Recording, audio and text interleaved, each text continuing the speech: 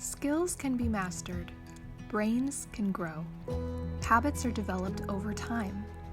If your child is struggling with something, they just haven't gotten it yet. How many times do I have to tell you that when I call you for dinner, you need to come down? This is how kids respond.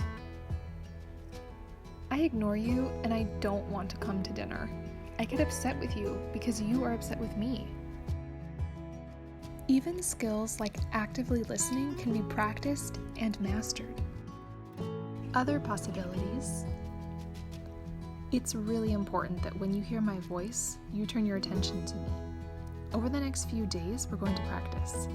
Every time you hear my voice and respond by coming down, you get a point. Once you get 20 points, we'll go get ice cream. This is how kids respond.